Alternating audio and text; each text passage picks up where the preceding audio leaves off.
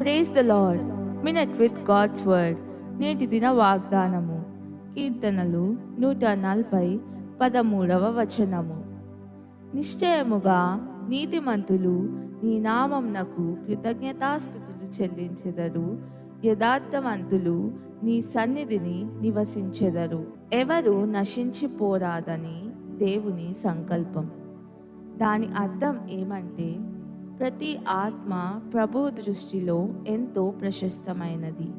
అందును బట్టి గడిచే ప్రతిరోజు క్రీస్తు రాకడకు దగ్గరవుతూ ఉన్నామనే గ్రహింపుతో సమయాన్ని సద్వినియోగం చేసుకుందాం.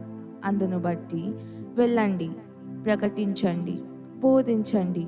సమస్త గోత్రముల నుండి, ఆయా భాషలు మాట్లాడు వారిలో నుండి, సమస్త ప్రజల్లో నుండి, ప్రతి దేశంలో నుండి ప్రజలకు బాప్తిస్మం ఇవ్వండి. ప్రార్థన. తండ్రి, ఎవరు నశించిపోవడం నీకు ఇష్టము కాదు.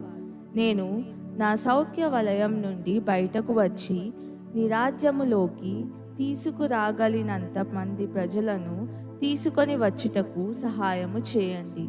యేసు నామంలో ప్రార్థిస్తున్నాను తండ్రి. ఆమెన్.